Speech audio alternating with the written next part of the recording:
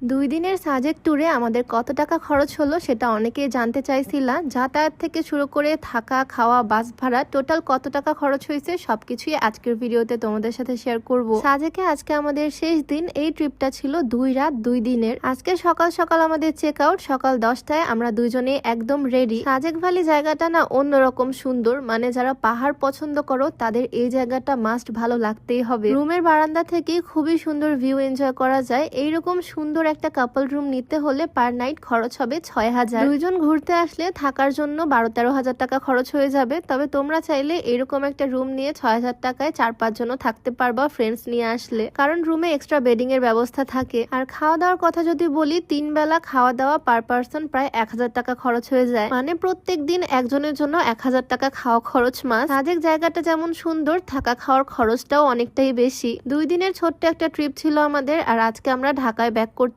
আজকে আমরা যাব স্লিপার কোচ বাসে করে ঘুমাতে ঘুমাতে। তবে বাসটা ছাড়বে খাগড়াছড়ি থেকে। খাগড়াছড়ি পর্যন্ত আমরা এই সিএনজিতে যাব।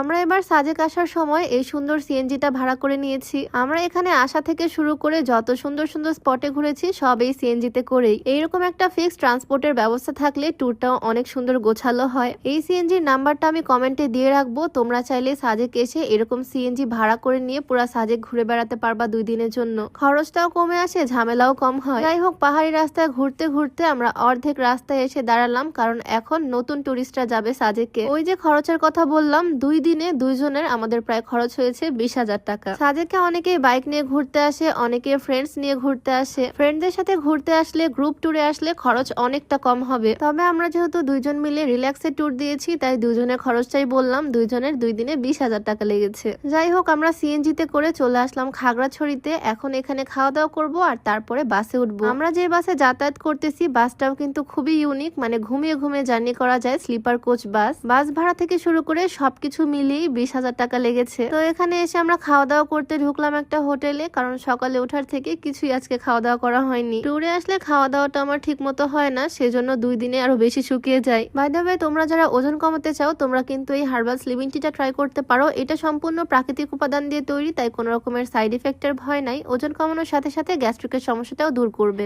এটা তোমরা বিউটি বাই লিম পেজ থেকে পেয়ে যাবা। পেজটা আমার ডেসক্রিপশনে মেনশন করে দেওয়া থাকবে, হোয়াটসঅ্যাপ নাম্বারটাও স্ক্রিনে দিয়ে দেওয়া থাকবে। যাই হোক, এখান থেকে খাওয়া দাওয়া করে এখন আমরা যাব বাস স্টপে বাসে ওঠার জন্য। 2 দিন আমরা এই সিএনজিতেই ঘুরে বেড়াইছি। এখন যেহেতু অনেক রোদ, তাই সিএনজির উপরে ছাদ দিয়ে দিছে। ছাদটা খোলা থাকলে সিএনজিতে করে পাহাড়ের রাস্তায় ঘুরতে আরো বেশি ভালো লাগে। আমি সাজেস্ট করবো সাজেক আসলে তোমরা এরকম একটা প্রাইভেট সিএনজি নিয়ে নিতে পারো 2-3 দিনের জন্য, তাহলে ঘুরে বেড়ানো অনেক সহজ হবে। আজকে আমাদের খাগড়াছড়িতে ঘুরে বেড়ানোর কথা ছিল। খাগড়াছড়ির সুন্দর